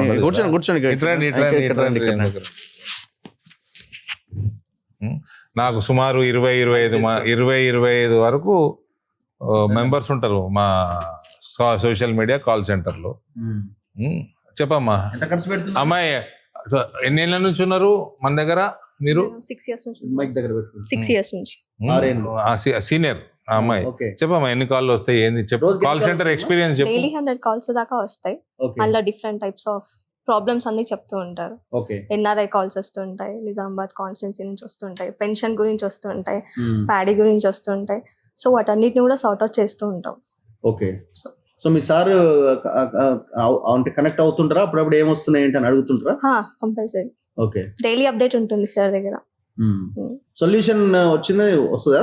సొల్యూషన్ దొరుకుతుందా? సొల్యూషన్ వస్తే తెలియజేస్తాం, సొల్యూషన్ రాకపోతే ఎందుకు వస్తలేదు అని కూడా తెలియజేస్తాం. We are there to serve. Whatever we can solve we will solve. What we cannot solve, why we are unable to solve, we will inform. అది అలా ప్రొసీజర్. ఎట్లాంటి వాటికి సొల్యూషన్ ఉంటది, ఎట్లాంటి వాటికి ఉండవు జనరల్? అమ్మాయి చెప్తే యాక్చువల్లీ నేను ఎక్కువ ఎన్ఆర్ఐ కేసెస్ చూస్తుంటాను, గల్ఫ్ ఇష్యూస్. ఓహో, మీకు నిజామాబాద్ కాబట్టి ఎన్ఆర్ఐ గల్ఫ్ లో ఉన్న వాళ్ళు ఎక్కువ ఉంటారు. యా. సో గల్ఫ్ లో చాలా మంది ఇబ్బంది పడుతుంటారు అక్కడికి వెళ్ళి. ఇక్కడ విజిట్ వీసా అని చెప్పి ఏజెన్సీ నమ్మి అక్కడికి వెళ్తారు. అక్కడికి వెళ్ళాక చాలా ప్రాబ్లమ్స్ ఫేస్ చేస్తారు. సో అక్కడ ఎంబసీతో మాట్లాడి వాళ్ళ ప్రాబ్లమ్స్ సార్ట్ అవుట్ చేయడం. అండ్ కొంతమంది మెడిసిన్స్ ఇక్కడ క్యారీ చేసి అక్కడ బ్యాన్ అయిపోతే మళ్ళీ డ్రగ్స్ అని చెప్పి జైల్లో వేస్తుంటారు కదా, సో వాటిని సార్ట్ అవుట్ చేయడం. కొంతమంది అక్కడికి వెళ్ళి హెల్త్ పాడైపోయి ఎక్స్పైర్ అయిన వాళ్ళు కూడా ఉంటారు. సో వాళ్ళ డెడ్ బాడీస్ ఇక్కడికి రప్పించడం, ఇక్కడ అంబులెన్స్ రెడీ చేయించడం, వాళ్ళ డెస్టినేషన్ కి రీచ్ అయ్యేటట్టు వాళ్ళ ఫ్యామిలీతో కాంటాక్ట్ లో ఉంటాం. సో వాళ్ళు పానిక్ అవ్వద్దు అని చెప్పేసి వాళ్ళ ఫ్యామిలీకి కూడా మేము మాట్లాడుతూ కనెక్ట్ లో ఉంటాం అనమాట. సో డెడ్ బాడీ ఇంటికి రీచ్ అయ్యేంత వరకు రెస్పాన్సిబిలిటీ మాది. సో మీరు మీ దగ్గరకు వచ్చిన ఇన్ఫర్మేషన్ ఎవరికి షేర్ చేస్తారు? ప్రతి ఇన్ఫర్మేషన్ అరవింద్ సార్ కి ఉంటుంది, పిఎస్ఆర్స్ కి ఉంటుంది, ఫ్యామిలీస్ కి ఉంటుంది, టోటల్ కాల్ సెంటర్ కి అప్డేట్ ఉంటుంది. సో మళ్ళీ ఫాలో అప్ ఉంటుందా, వాళ్ళకి ఫోన్ చేస్తారా? ఈవెన్ కేసు అయిపోయాక కూడా ఏమైనా ప్రాబ్లమ్స్ ఉంటే we are there for them. Okay. So మీరు ఎత్తకపోయినా వాళ్ళ ద్వారా ఎత్తిస్తున్నారు అన్నట్టు ఫోన్. సమ్ టైమ్స్ నేను కూడా ఎత్తుతా సార్, మీరు ఫోన్ చేసి ఎత్తుతా కదా. నాది ఎత్తుతారు సార్, మీరు కాల్ సెంటర్ వేయలే కదా ఇప్పుడు ఇంటర్వ్యూ అని, నాకే చేసారు కదా. మీరేం చేస్తుంటారు? నేను సోషల్ మీడియా చూసుకుంటాను. అంతే. ఓకే. ఎన్ని కాల్స్ వస్తాయి డైలీ? ఈ సేమ్ కాల్ సెంటర్ 100 కాల్స్ వస్తాయి. నార్మల్గా గల్ఫ్ కాల్స్ వస్తాయి, మామూలుగా ప్యాడీ ప్రొక్యూర్మెంట్ కాల్స్ కూడా వస్తాయి. మనము తరుగు తీయడం కానీ లారీలు అరేంజ్ చేయడం కానీ వస్తాయి. మనం అక్కడ పిఏ వాళ్ళ నారాయణ ఉంటారు, వాళ్ళని కాంటాక్ట్ చేపించి మనం సొల్యూషన్ కి ఫైండ్ అవుట్ చేసి చెప్తాం వాళ్ళకి. ఓకే. సోషల్ మీడియాలో మీ సార్ కి అగెనెస్ట్ గా వీడియోలు కూడా పెడుతుంటారు కదా, వాళ్ళకి ఫోన్ చేసి అట్లా ఏం బెదిరించడంలో ఏముండదు. ఏంటంటే డెవలప్మెంట్ యాక్టివిటీస్ ఏదైతే మన సార్ చేస్తాడో అవి ఓన్లీ పబ్లిష్ చేస్తాం, అది ఒకటి చేస్తాం. అచీవ్మెంట్స్ ఏదైతే ఉన్నాయో అవి మొత్తం. సో ప్రమోషన్ బాగా చేస్తారు మీరు. ఎంత డేటా ఉంది నీ దగ్గర? డేటా ఎంత ఉంది? మా దగ్గర హౌస్ హోల్డ్ డేటా వచ్చి 12 lakhs డేటా ఉంటుంది. మన దగ్గర ఫైర్ వాల్ ఉంటుంది, ఆ డేటా అన్ని కాంటాక్ట్ నెంబర్స్ ఉంటాయి మన దగ్గర. 12 లక్షల కాంటాక్ట్ నెంబర్స్ ఉన్నాయి మన దగ్గర. మనం అప్డేట్ కూడా చేపిస్తాం, మన టీం పంపించి ఏదైతే డేటా ఉందో దాన్ని సెగ్రేట్ చేసి దాన్ని అప్డేట్ కూడా చేయించుకొని మన దగ్గర ఉంటుంది అంత డేటా అంతా. ఇప్పుడు ఎలక్షన్ రాగానే అరవింద్ సార్ కోటేయండి అని మీ దగ్గర నుంచి పోతాయి మొత్తం మెసేజ్ పోతే అన్ని వాట్సాప్ మెసేజెస్ అన్ని పోతాయి. డెవలప్మెంట్ ఏదైతే మేము చేసినామో అన్ని వెళ్తాయి యాక్టివిటీస్ అన్ని. Data secure, data secure, fire wall బయటికి పోదు, డేటా తీయలేరు. ఎవరు పెన్ డ్రైవ్ పెట్టి తీయటము, ఈమెయిల్ చేసుకోవటము, బయటికి పోదు data. Okay, thank you. Yeah. So ఇప్పుడు ఇంత పెద్దగా నెట్వర్క్ పెట్టాలంటే మరి కోట్లు కావాలి. అంటే జనరల్ గా నెలకి 20-25 లక్షలు ఖర్చు అని చెప్తున్నా కదా. మామూలు ఏడ పోటీ చేస్తాడు సార్ ఇక రాజకీయాల్లోకి రావాలంటే? మామూలుకి ఎట్లా సాధ్యం అవుతుంది? మరి ఆ కొరట్లలో నేను రూపాయి పెట్టకుండా నిలబడ్డా. గెలిస్తే గెలిచినాం, ఓడితే ఓడినాం, పైసల ప్రభావం ఎంత ఉంటుంది చూద్దాంలే అని ఎక్స్పెరిమెంట్ చేసిన. నేరుగా 9-10 వేలతో పోయింది ఎలక్షన్. అంటే గెలవచ్చు అన్నట్టు. అసలు అందరూ కూడా పైసల డిస్ట్రిబ్యూషన్ పనిచేయాలి, అన్ని పార్టీలు కలిసి ఓ నిర్ణయానికి వచ్చి పనిచేయాలి. మీరు పెట్టరా? మీరు ఒక్క రూపాయి కూడా ఉంచారా? కొరట్లలో పెట్టలేదు, పైసలు లేక కాదు, ఎక్స్పెరిమెంట్ చేసిన. ఇప్పుడు ఎంపీకి పెట్టట్లేదా మీరు? ఎంపీకి పెట్టిందా? మన ఎంపీకి ఏమో మీరు చెప్పాలా, పెట్టిరా? పెట్టాలనుకుంటే పెట్టగలుగుతా, కొరట్లలో పెట్టదలుచుకోలేదు. ఇప్పుడు లిక్కర్ పోయించి ఇట్లాంటి ఏముండయా మీ మీది? లిక్కరు ఏముండవు, ఓటుకి 500, 1000 ఎట్లా ఇవన్నీ ఏముండవు? ఏం లేవు. నెక్స్ట్ టైం ఈజీగా ఉందా మీకు? 2029 అక్కడ భారతీయ జనతా పార్టీ 45% 2019లో వచ్చింది ఓటు. ఓకే. 2024లో 48 పైన వచ్చింది. 2029లో 50% పైన ఓటు వస్తుంది. నిజామాబాద్ పార్లమెంట్ 50% మీ బీజేపీకే ఓట్లు పడతాయి. 45 19లో 48 పైన 24లో నెక్స్ట్ టైం 50 పైన వస్తుంది బీజేపీకి. జగిత్యాల్లో ఏంటి మీ గొడవ? మీకు ఆ సంజయ్కి అంటే పోయానని గెలుపుతా ఉన్నారు ఆ నియోజకవర్గంలో పోయి. ఏం గొడవ? నా పని నన్ను చేసుకునేయకుండా ఈయనంది ఎంపీ నా దగ్గరికి వస్తున్నాడని ఆయన ఎవరు ఆయన పని ఆయన జాగిరా అది, సంజయ్ డాక్టర్ ఆయన జాగిరా. కేవీ జగిత్యాల వాళ్ళు ఆయనకి కేవీ GPA కేవీ ఇచ్చిర్రా? విషయంలో కేవీలో 10 ఎకరాలు ఇవ్వాలి, అనుకూలంగా ఉన్న జాగాలు ఇవ్వాలి. ఆయన ఊర్లు, ఆయన దోస్తుల ఇండ్లు, ప్రాపర్టీలు ఉన్న దగ్గర ఇస్తామంటే అది అదేమన్నా ఆయన జాగిరా. నెక్స్ట్ ఏమైనా జగిత్యాల్లో ఏమైనా కాలేజ్ పెట్టాలని చూస్తున్నారా? ఎట్లా జగిత్యాల regular గా కాన్స్టిట్యున్సీలో భాగం అండి. రెగ్యులర్ గా ఈ మధ్య జగిత్యాల నుంచి నిజామాబాద్ జిల్లా స్ట్రాంగ్ అయిపోయింది. జగిత్యాల కొరుట్లో కూడా మేము గెలవాలి నెక్స్ట్ టైం. ఫోకస్ ఎక్కువ పెట్టినా. సో మీ క్యాండిడేట్ ఆమె శ్రావణినే. పోయినసారి ఆమెకి దాదాపు 44-45 వేలు ఓట్లు వచ్చినాయి. హైయెస్ట్ నాకు తెలిసి మహిళా క్యాండిడేట్లలో బీజేపీ తరఫున నిలబడ్డ దాంట్లో ఆమెకు హైయెస్ట్ వచ్చినాయి. డెఫినెట్ గా షీల్ బి ఫ్రంట్ రన్నర్. మూతి పనులు రాలుతాయి, దవడ పనులు రాలుతాయి. ఇవి నేను భయపడి పోయినా అని ఎవరన్నా అంటే నేను భయపడుతున్నా. నన్ను భయపెట్టేటోడు మునగాడు లేడు. రాలుతాయి మరి. ఆయన కూడా అదే మాట్లాడుతున్నాడు కదా, ఆయన కూడా అదే అంతే గట్టిగా మాట్లాడుతుంది కదా. ఏది నెక్స్ట్ ఎలక్షన్ లో చూపిస్తా నా ఇదని. చూపెట్టవాలి. ఇప్పుడు ఆయన అధికార పార్టీలో ఉన్నాడు. ఇప్పుడు అది కూడా లైన్ క్లియర్ అయింది దానికి. జీవన్ రెడ్డి గారు ఆయన పోయి బీఆర్ఎస్ లో జాయిన్ అయ్యిండు. ఇప్పుడు ఆయనకు కూడా ఇంకా ఇబ్బంది లేదు. సరే వన్ సైడ్ ఉన్నది. నిలబడి ఆయనకే టికెట్ రావాలని చెప్తున్నా కదా. జీవన్ రెడ్డి గారిని మీరు అటెందుకు పోనిచ్చారు? ఇటు లాగితే అయిపోతుండే కదా. జీవన్ రెడ్డి గారు నేను కంట్రోల్ చేస్తానా అండి, ఆయన ఇష్టం ఉన్న దగ్గరికి ఆయన పోతారు కానీ భలే చెప్తారు మీరు. అంటే మీకు జీవన్ రెడ్డి గారి మీద అభిమానం చూపెట్టగలుగుతా, ప్రేమ చూపెట్టగలుగుతా, గౌరవం చూపెట్టగలుగుతా. ఆయనను పట్టుకొని ఆయన ఎటువాళ్ళని చెప్పగలుగుతానా నేను? ఇప్పుడు రాష్ట్రంలో మీరు పవర్లోకి వస్తామని చెప్తున్నారు, ఓకే వెల్. కానీ ఇప్పుడు కేంద్రంలోనే ఈ కాక్రోచ్ జనతా పార్టీ అని, ఈ దేశంలో మొత్తం పెద్ద ఎత్తున అన్రెస్ట్ ఉందని, ఒక ఇన్స్టాగ్రామ్ పేజ్ ఓపెన్ చేస్తే 2 కోట్ల మంది ఫాలోవర్స్ రావడము, దేశవ్యాప్తంగా అన్ని రాష్ట్రాల్లో ధర్నాలు ఇవన్నీ జరుగుతున్నాయి. రీసెంట్ సార్ ఒక నిమిషం ఆగండి. ఈ నీట్ పేపర్ లీకేజ్ అంశం చాలా పెద్ద ఎత్తున ఉన్నది.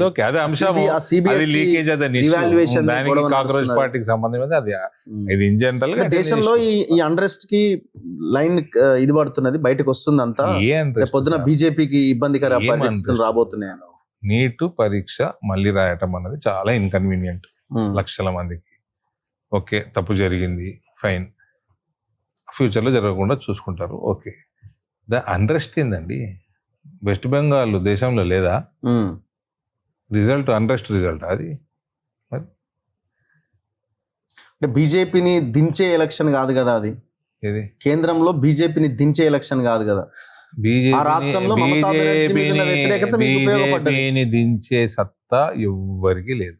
కాంగ్రెస్ నెక్స్ట్ 20 సంవత్సరాలు, ఇండియా కూటమికి లేదా? ఇండియా కూటమి నెక్స్ట్ 20 సంవత్సరాలు లేదు. ఇప్పుడు జెన్జీ బ్యాచ్ అంతా మీకు వ్యతిరేకంగా ఉంది అన్న ఒక ప్రచారం చెప్తున్నారు సార్. మీరు చేస్తున్నారు ప్రచారం. ఇప్పుడు ఆ కాక్రోచ్ జనతా పార్టీలో ఉన్న వాళ్ళంతా జెన్జీ బ్యాచే, వీళ్ళంతా బీజేపీకి వ్యతిరేకంగా. ఎక్కడో చూపెట్టండి, ఎక్కడ ఉంది చూపెట్టండి. అదే మీరు అన్న ఫాలోయింగ్ ఇన్స్టాగ్రామ్ మీద పాకిస్తాన్ నుంచి సగం ఉన్నారని తెలుస్తుంది. తెలిస్తే మీరు బయట పెట్టాలి కదా. బయట పెట్టింది ఏం లేదు కదా. అంటే మేము పట్టించుకోవాల్సినంత సీరియస్గా ఉంటే పట్టించుకుంటాము.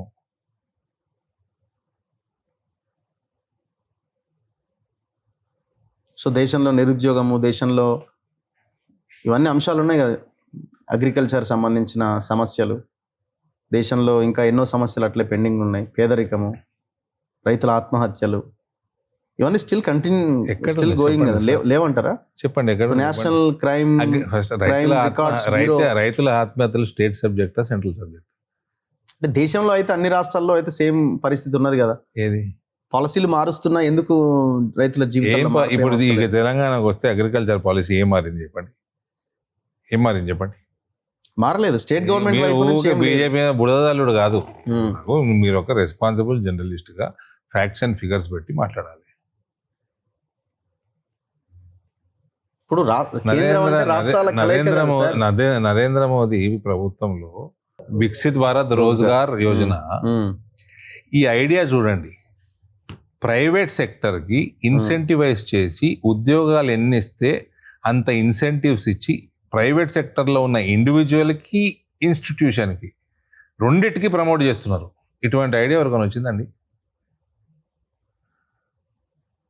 గవర్నమెంట్ ఇచ్చే ఉద్యోగాలు వేరు, గవర్నమెంట్ కాంట్రాక్ట్లు, ఇన్ఫ్రాస్ట్రక్చర్ పెరుగుదల, ఎయిర్పోర్ట్ల పెరుగుదల, రైల్వేస్ పెరుగుదల, వీటన్నిటి నుంచి వచ్చే ఉద్యోగాలు వేరు. ప్రైవేట్ సెక్టర్లో ఆ ఇన్స్టిట్యూషన్ ఎన్ని ఉద్యోగాలు పెంచితే అంత ఇన్సెంటివైజ్ చేసి వచ్చిన వాళ్ళకి ఉద్యోగాలు తీసుకున్న వాళ్ళకి ఇన్సెంటివైజ్ చేసి ప్రైవేట్ సెక్టర్ని కూడా ఎంప్లాయ్మెంట్ పెంచేలాగా చేస్తుంది నరేంద్ర మోదీ ప్రభుత్వం. ఎవరికైనా వచ్చింది ఈ ఐడియా? సరే, ఇప్పుడు ఇంత గొప్ప ఆలోచనలు ఉన్నాయని అంటున్నారు కదా మీరు. ఇప్పుడు మొన్న ఇక్కడ ఈ ఇరాన్ అమెరికా యుద్ధం దీని తర్వాత హైదరాబాద్కి వచ్చిన, అంటే నడుస్తున్నప్పుడు హైదరాబాద్కి వచ్చిన మోదీ ఏమన్నాడు? పొదుపు చేయండి, భవిష్యత్తులో పరిణామాలు తీవ్రంగా ఉండే అవకాశం ఉంది. అసలు స్టార్టే కాలేదు, అప్పుడే చూపుతోటి నా జాగ్రత్త చెప్తే తప్ప చాలా పెద్ద సమస్య కింద చూపించే ప్రయత్నం చేసిండు కదా. మీటింగ్ అంతా అదే ముందు చూపుతోటి జాగ్రత్తగా ఉండడం తప్ప. పెట్రోల్ కష్టాలే, డీజిల్ కష్టాలే, గ్యాస్ కష్టాలే. తయారైంది కదా. పెట్రోల్ డీజిల్ ఎక్కడుంది? ఇంపోర్ట్సే తెచ్చుకుంటాం కదా. జాగ్రత్త పడండి, తక్కువ వాడండి, ఎలక్ట్రిక్ బండ్లు కొనండి తప్ప. పెట్రోల్ మీద, ఆయిల్ మీద డిపెండెన్సీ, ఆయిల్ మీదనే కాదు, మనం ఇంపోర్ట్ చేస్తున్న ఏ వస్తువు అయినా దాని మీద డిపెండెన్సీ తగ్గించుకోవటం మన ఎకానమీకి మంచిది తప్ప. అంటే అవన్నీ దీర్ఘకాలిక ప్రణాళికలు ఉండాలి కదా. ఆ టైప్ ఆఫ్ దీర్ఘకాలిక ప్రణాళికలు మీరేం తయారు చేయలేదు. ట్రంప్ ప్రణాళిక ఏందో మనకు కలవడదు కదా. ట్రంప్కి పూటకో ప్రణాళిక ఉంటుంది. ట్రంప్ మీ ఓడే కదా. ట్రంప్ ఫ్రెండే కదా, మోదీకి ఫ్రెండ్ అని ప్రచారం చేస్తారు కదా మీ పార్టీ వైపు నుంచి. ఫ్రెండ్ అంటే దుష్మన్ అని చెప్తారా? మరి పోతారు, కలుస్తారు, వస్తారు. ఆయన ఏ దేశం మీద ఎప్పుడు అటాక్ చేస్తాడు, ఎప్పుడు సీజ్ ఫైర్ చేస్తాడు మాకు తెలుస్తుందా అండి? ముందు జాగ్రత్త చర్యగా 4 మాటలు మాట్లాడతాయి తప్ప. మీరు కూడా ఎలక్ట్రిక్ బండే కొనుక్కోండి, బాగా తిరుగుతారు మీరు. ఏడదొరక ఈ నుంచి అడిగి వేలకు మధ్యలో అయిపోతే ఎటు పోవాలి మళ్ళీ మేము? ఎందుకు అయిపోతుంది? ఛార్జ్ పెట్టుకొని 400 కిలోమీటర్లు 500 కిలోమీటర్లు వస్తుంది. మీరు అదే వాడుతున్నారు? నేను కూడా 2 కొనుక్కుని ఈ మధ్య కార్లు. మీరేం వాడుతున్నారు? ఎలక్ట్రిక్ కార్లు 2 వాడుతున్నా. ఒకటి హైబ్రిడ్, ఇప్పుడు నేను వాడేది హైబ్రిడ్. మొన్నటిదాకా పెట్రోల్ ఉండే, ఇప్పుడు హైబ్రిడ్కి వచ్చినా నాకు సెక్యూరిటీ అనుకో బండి ఉంటుంది, దాన్ని ఎలక్ట్రిక్ కార్ పెట్టిన. ఇంట్లో కూడా మెల్లగా ఎలక్ట్రిక్ కార్ అలవాటు చేసిన, ఇంకోటి కొనుక్కున్నా. పెట్రోల్ డీజిల్ కి దూరం మెల్లమెల్లగా తగ్గించుకోవాలని ట్రాన్స్ఫర్మేషన్ మొదలు పెట్టాం. తెలంగాణలో 1 కోటి ఓట్లు తొలగించే కుట్ర జరుగుతున్నది అని అంటున్నారు. సర్ ప్రక్రియ మళ్ళా వ్యూస్ చెప్పకండి, న్యూస్ ఆరోపణలు వస్తున్నాయండి. న్యూస్ ప్రెస్ మీట్లు పెడుతున్నారు. ఉత్తరప్రదేశ్ లో తొలగించిర్రా? బీహార్లో తొలగించిర్రా? వెస్ట్ బెంగాల్ తొలగించిర్రా? ఎన్ని కంప్లైంట్ వచ్చినాయి? వచ్చాడు కంప్లైంట్లు వచ్చినాయి. సుప్రీంకోర్టు దాకా పోయింది పశ్చిమ బెంగాల్ది. ఏమైంది? సుప్రీంకోర్టు ఏమన్నది? మళ్ళీ ఎన్రోల్ చేయించుకోవద్దంటుర్రా? నువ్వు జెన్యున్ ఓటర్ అయితే ఎన్రోల్ చేయించుకో. అంటే ఇదంతా ప్లాన్, కుట్ర అంటున్నారు. ఏది? తెలంగాణలో మీరు పవర్ లోకి వస్తామన్న ఎస్ఐఆర్ ప్రక్రియ ఈ దేశంలో ఎప్పటి నుంచి ఉంది? ముందు నుంచి ఉన్నది, 50 నుంచి ఉంది. ప్రతి సంవత్సరం, ప్రతి 2 సంవత్సరాలకు అయ్యేది, ఇప్పుడు 5 సంవత్సరాలకు ఒకసారి అవుతుంది. ఓకే. సో బీజేపీ చేసిందేం కాదు. బంగ్లాదేశ్ వాళ్ళు, మయన్మార్ వాళ్ళు వచ్చి ఎక్కువ ఎన్రోల్ చేశారు లాస్ట్ 10-15 ఏళ్ళు. కాబట్టి ఇప్పుడు కనబడుతుంది ఓట్లు పోతుంటే, తొలగిస్తుంటే. అంతకుముందు ఓటు రాకుంటే దొంగ ఓటు నమోదు చేయకపోతుండే. ఇప్పుడు అవుతున్నాయి కాబట్టి బయటకు పోతున్నాయి, తీసేస్తున్నారు. మీకు తెలుస్తున్నది. అది కుట్ర ఎందుకు అవుతుంది అండి? బంగ్లాదేశ్ వాడు ఓటేయాలా? మనకు ఏ పార్టీ రూల్ చేయాలా, ఎవరు ప్రధానమంత్రి కావాలో బంగ్లాదేశ్ వాడు డిసైడ్ చేస్తాడా, భారతీయుడు డిసైడ్ చేస్తాడా? మన కేటీఆర్ ఏమన్నాడు, ఒక స్టేట్మెంట్ ఇచ్చిండు, మాకు పోటీ బీజేపీ, కాంగ్రెస్ కాదు, కాంగ్రెస్ 3rd ప్లేస్ అని అంటున్నాడు. సో మీరు కూడా, మీకు పోటీ బీఆర్ఎస్ఆ, కాంగ్రెసా? ఈ దేశంలో రఘు గారు నాకు అర్థమవుతున్నంత వరకు రీజనల్ పార్టీస్ అన్ని ఫినిష్ అవుతున్నాయి. ఆయన మిమ్మల్ని ప్రైజ్ చేస్తుంటే వినండి. నితీష్ కుమార్ న్యాచురల్ గా ఏజ్ వచ్చి, మాయావతి పార్టీ ఖతం అయిపోయింది, మమతా బెనర్జీ ఖతం అయిపోయింది, ఆమ్ ఆద్మీ పార్టీ ఖతం అయిపోయింది, ఏఐడిఎంకే ఖతం అయిపోయింది, వీక్ అయిపోయింది జయలలిత గారు చనిపోయినాక. స్టాలిన్ గారిది కూడా అదో అట్లనే ఉంది. దేవగౌడ గారి పార్టీ వీక్ అవుతా ఉంది. దేశం మొత్తం ఇప్పుడు శివసేన ఖతం అవుతున్నదని మీరే చెప్తుర్రు. ఎన్సిపి నా లెక్క ప్రకారం వీక్ అయిపోయింది. ఈ దేశం మొత్తం మళ్ళీ బీజేపీ, కాంగ్రెస్ వైపు స్లోగా మళ్ళీ ట్రాన్స్ఫార్మ్ అవుతా ఉంది. అది నేను గమనిస్తుంది దేశవ్యాప్తంగా. ఇది మీరు గమనిస్తున్నారు, ఆయన గమనిస్తున్న దాంట్లో మరి ఆయన ఏం చూసి గమనిస్తున్నాడో ఏందో తెలియదు నాకు. ఆయన ఏం సర్వేలు చేసుకున్నాడో. అంటే ఎందుకో ఆయన కాంగ్రెస్ ఇక్కడ అధికారంలో ఉంది కాబట్టి థర్డ్ ప్లేస్ కి నెట్టేసిండా జనరల్ గా. కాంగ్రెస్ పరిస్థితి మాత్రం ఘోరంగానే ఉంది ఇక్కడ చాలా బ్యాడ్గా ఉంది. అందరూ ఏమంటున్నారంటే ఇక కాంగ్రెస్ ఖతం అవుతుంది కాబట్టి ఇక నెక్స్ట్ బీఆర్ఎస్ కి అవకాశం ఉంది. కేసీఆర్ మళ్ళీ రావాలి అని అనుకుంటున్నారట జనం. నిజామాబాద్ లో మీకు కనబడతలేదా? నాకు అవసరం లేదు. కేసీఆర్ మళ్ళీ ముఖ్యమంత్రి కావాలి, సార్ మళ్ళీ రావాలి అని అనుకుంటున్నారు. ముఖ్యమంత్రిగా తెలంగాణకి బీఆర్ఎస్ పార్టీ ప్రభుత్వంలోకి జిందగీలో రాదు. జిందగీలో రాదా? రాదు. 2029 సార్ రాదండి. ఇంపాసిబుల్. రాదు. వాళ్ళకి 60 సీట్లు వచ్చే ప్రసక్తి లేదు. ఇప్పుడు రెండే ఆప్షన్లు ఉన్నాయి. బీఆర్ఎస్ అధికారంలోకి రాలేదంటే మళ్ళీ కాంగ్రెస్ వస్తుందనేనా, లేదంటే నేను బీజేపీ వర్సెస్ కాంగ్రెస్ స్టేట్ అంట ఇది. ఇప్పుడు మీరు అన్నదాని ప్రకారం బీఆర్ఎస్ జిందగీలో రాదు. బీఆర్ఎస్ రివైవ్ కాదండి. కేసీఆర్ రివైవ్ కాడు, బీఆర్ఎస్ రివైవ్ కాదు. ఇప్పుడు నెక్స్ట్ 2029 ఎవరిది? Congress versus BJP. బీజేపీకి చాలా ఈజీ ఇక్కడ నేను చెప్తున్నా కదా, మళ్ళీ చెప్తున్నా, మీరు వ్యూస్ చేసుకోండి. ఏమన్నా చేస్తాం, ప్రభుత్వంలోకి వస్తాం లీగల్ గా. ఏమన్నా ఏదైనా లీగల్ గా చేసేదానికి మళ్ళీ ఏమన్నా అనే పదం ఎందుకు వస్తుంది సార్? మీరు లీగల్ గా వీలైన ఏదైనా అండర్ ద స్కై అన్ని చేస్తాం. ఇప్పుడు లీగల్ ప్రభుత్వంలోకి వస్తాం, మేము అధికారంలోకి వస్తాము లీగల్ గా అంటే ఓకే. ఏమన్నా అని అంటే మళ్ళీ అది ఏదైనా చేస్తాం.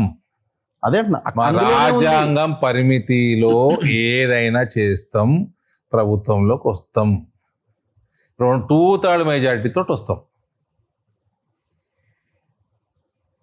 మళ్ళీ అదే ఎట్లా వస్తారు? 8 సీట్లే ఉన్నాయి, ఢిల్లీలో 7 ఉండే, వచ్చినాం. కానీ మీ లైన్ అంతా డిఫరెంట్ ఉంది. తెలంగాణ అస్తిత్వము, తెలంగాణ వాదము, ఇవన్నీ అసలు దాన్ని టచ్ కూడా చేయకుండా మీరు ఎట్లా పవర్లోకి వస్తారు? ఎందుకు టచ్ చేయమండి? మీరు ఎవరైనా మాట్లాడితే తెలంగాణ బీజేపీ లేకుండా ఎవరన్నా తెలంగాణ నేషనల్ పార్టీ లేకుండా వచ్చిందండి. బీఆర్ఎస్ కి ఎన్ని సీట్లు ఉండే పార్లమెంట్ లో? పాస్ అయితే 2 ఉండే.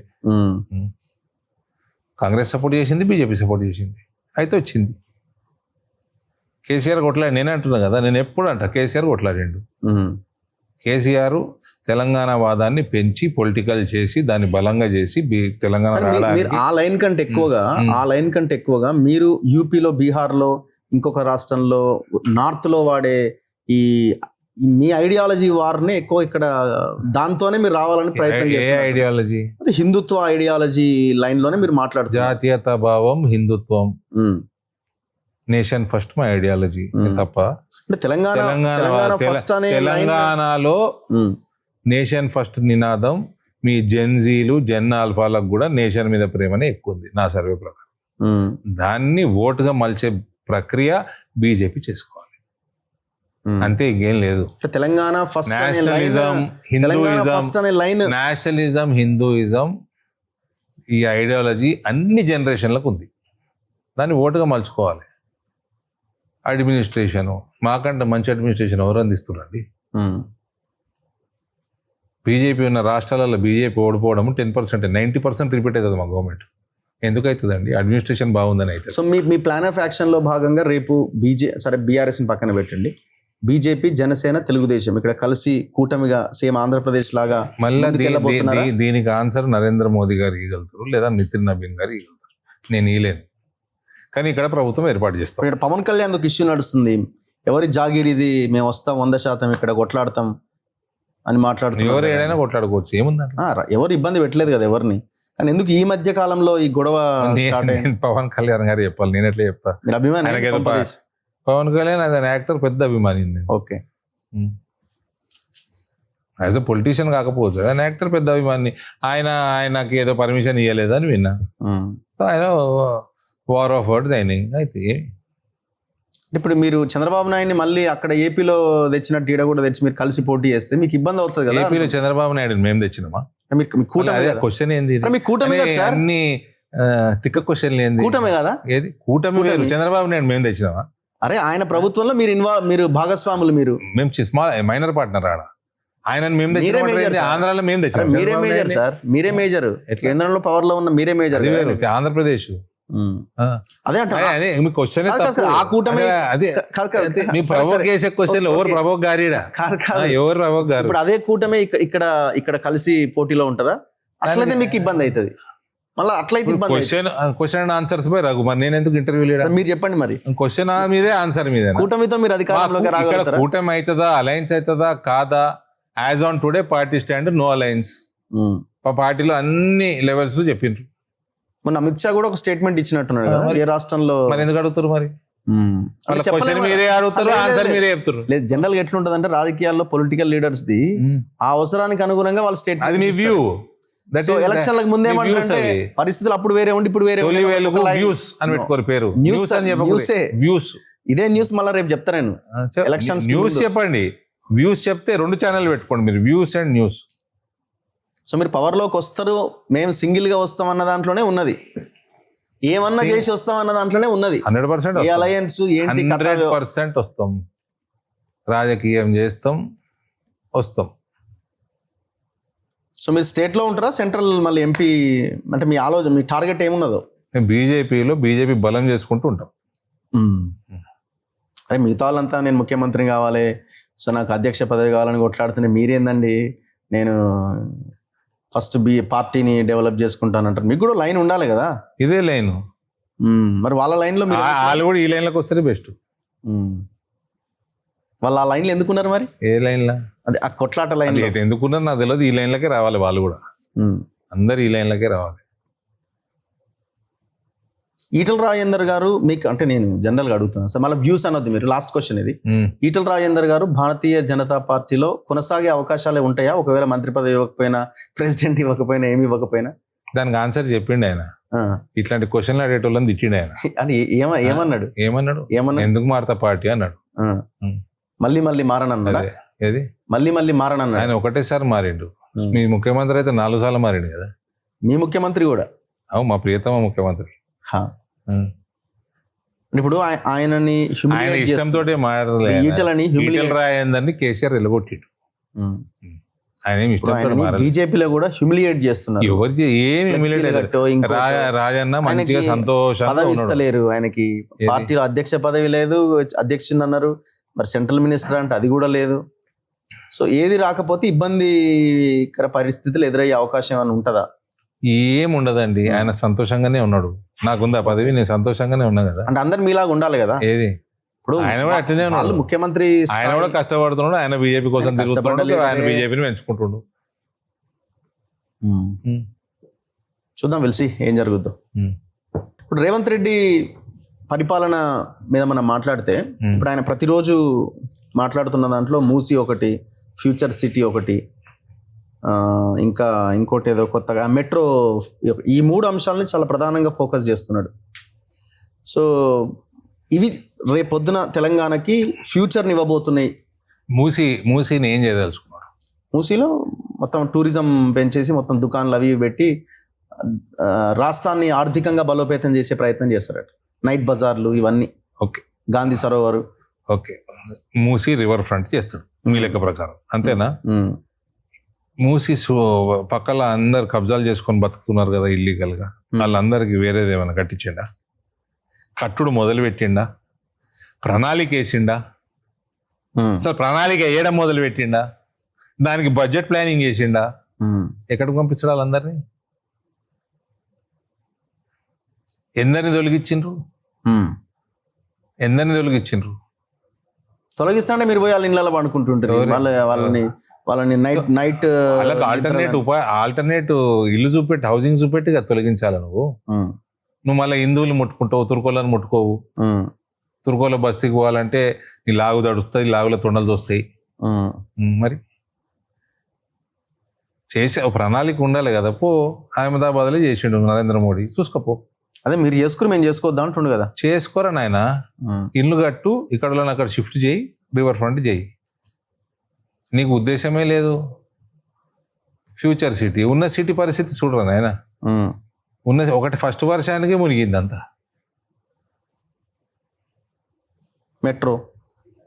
మెట్రో ఏం ఫేజ్ కావాలి మెట్రోకి చెప్పు.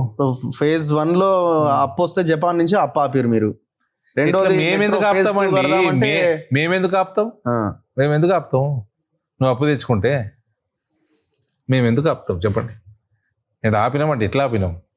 కేంద్రం పర్మిషన్ ఇస్తే ఆ డబ్బులు వచ్చి పర్మిషన్ రాష్ట్ర ఇవ్వడానికి ప్రభుత్వ account లో పడతాయి. పర్మిషన్ ఇవ్వడానికి ఒక రెగ్యులేషన్ ఉంటుంది.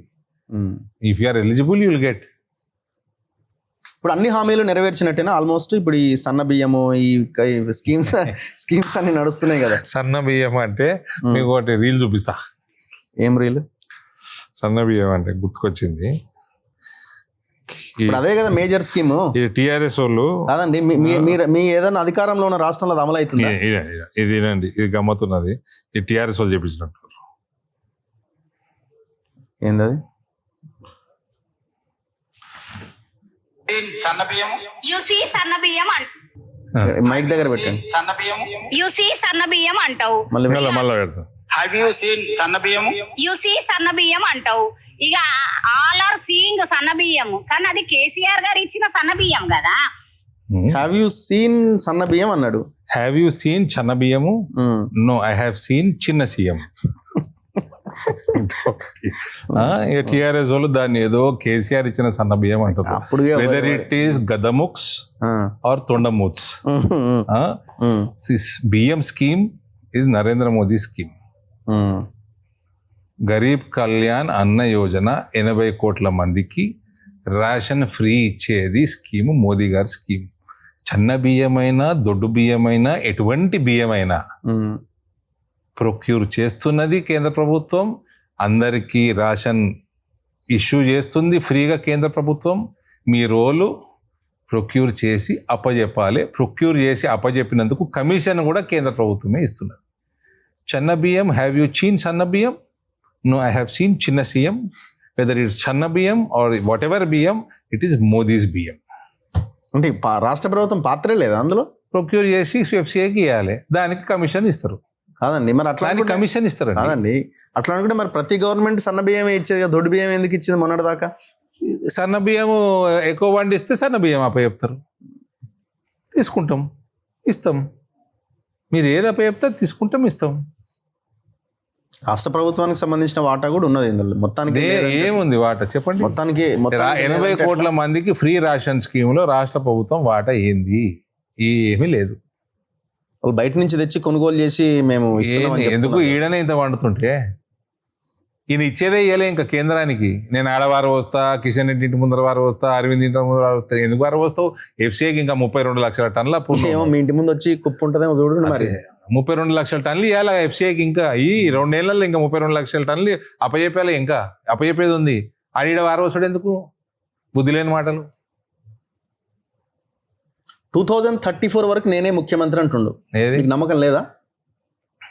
28లో కానీ 29లో కానీ జరిగే అసెంబ్లీ ఎన్నికలలో కాంగ్రెస్ పార్టీ చరిత్రలో లేనంత దరిద్రంగా ఓడిపోతుంది. అన్ని రికార్డులు బ్రేక్ చేసి ఓడిపోతుంది 28లో. నాకు తెలిసి వీళ్ళకి లీస్ట్ సీట్లు 94లో వచ్చినాయి. 294లో 26 గెలిచిర్రు. 118లా వీళ్ళు 18 కాదు 10-12 కంటే ఎక్కగలరు. సీట్లు పెరుగుతాయి కదండి. 119 నుంచి 10% గెలవరు. 118 నుంచి 170 అయితే 17 సీట్ల కంటే ఎక్క గెలవరు. కాంగ్రెస్ ఓడిపోతుంది, రేవంత్ ముఖ్యమంత్రి అవుతాడా అంటున్నా. ఈ మొత్తం ఇంటర్వ్యూలా ఈ క్వశ్చన్ నచ్చింది నాకు. అదే నా ఆన్సర్. ఏంటిది? అదే ఆన్సర్. ఈ క్వశ్చన్ నచ్చింది నాకు. కాదు, రేవంత్ రెడ్డి ముఖ్యమంత్రి అవుతాడు. देखो रघु जी, आप अच्छे जर्नलिस्ट हो, आप भी मुझसे जुड़ जाओ. We need good Padmashali dynamic candidates. Okay, आप भी पॉपुलर जर्नलिस्ट हो, मुझसे जुड़ जाओ. ధన్యవాదాలు. లేదు లేదు, మళ్ళీ క్లోజ్ చేయాలి కదా. మేము చెప్పాలి కదా ఆన్సర్. చెప్పండి. అక్కడ రేవంత్ రెడ్డి ఆన్సర్ చెప్పలే, కానీ మేము ఇక్కడ ఆన్సర్ చెప్తాం. చెప్పు. సో ఇక్కడ మేము జర్నలిస్టులుగానే ఉండాలని మేము కోరుకుంటున్నాము. మాకు రాజకీయాల మీద పెద్దగా ఇంట్రెస్ట్ లేదు. సో మేము సమాజం కోసం జర్నలిస్ట్ గానే మేము. అది మీ ఆన్సర్ కదా, అది మీ ఆన్సర్. నేను ఆఫర్ ఇచ్చిన ఇప్పుడు మీరు అడిగిన దానికి రేవంత్ ఆన్సర్ ఇవ్వాలి. నేను ఎట్లా ఇస్తా? సార్ అది వద్దు. రేవంత్ ఇవ్వాలి ఆన్సర్. మీరు ఆన్సర్ ఎందుకు ఇవ్వలేకపోతున్నారు? అరే ఆయన ఏందే మా ఇప్పుడు నేను రఘు ఒక popular journalist, dynamic journalist, specially Padmashali సంబంధించిన వ్యక్తి, పాపులేషన్ ఎక్కువ వాళ్ళది, వాళ్ళు రాజకీయాల్లోకి రావాలని తపన ఉన్నోని నేను మీకు ఆఫర్ ఇచ్చిన, మీరు దాన్ని నో అన్నారు. ఇప్పుడు మీ లెక్క ప్రకారం మోదీ గారు ఏదో అన్నారు రేవంత్ రెడ్డిని అంటున్నారు, దానికి ఆన్సర్ రేవంత్ రెడ్డి ఇవ్వాలి కదా. నేను మోదీ అడిగిన దాని గురించి నేను అడగట్లే. నేను అడిగిన కాంగ్రెస్, మీరు అన్నారు కాంగ్రెస్ ఇక్కడ అధికారంలోకి వచ్చే అవకాశం లేదు అన్నారు. అవును, కాంగ్రెస్ వచ్చే అవకాశం లేదు. ఓకే, రేవంత్ రెడ్డి ముఖ్యమంత్రి కాబోతుంది. రేవంత్ రెడ్డి లెడ్ కాంగ్రెస్ దరిద్రంగా ఓడిపోతుంది. ఇక్కడ Congress is led by whom here? రేవంతే కదా. ఓకే, ఆయన ఆయన ఆయన చేయబట్టి కాంగ్రెస్ దరిద్రంగా ఓడిపోతుంది నా లెక్క ప్రకారం. ఒక 20-30 గెలిస్తే మళ్ళా ఇట్లా బ్యాక్ నుంచి మేము 2/3 మెజారిటీ గెలుస్తాము. 2034 వరకు నేనే ముఖ్యమంత్రి అని అంత ధీమాగా చెప్తున్నాడు కదా. చెప్తారండి, ఎవరు కళలు అలాగ ఉంటాయి. పగటి కళలు గంటుండు రేవంత్. ఆపుతారా చెప్పండి? ఆపలేం కదా. మీరు ఫస్ట్ చెప్పిందే బాగుంది ఆన్సర్. రేవంత్ దాని ఆన్సర్ రేవంత్ వేయగలదు. ఇదే question right question, right question అనలే, మంచి క్వశ్చన్ అడిగారా. Anyway thank you very much. Thank you. ఇది ధర్మపురి అరవింద్ గారితో స్పెషల్ ఇంటర్వ్యూ. చూస్తూనే ఉండండి మన తొలివేలు.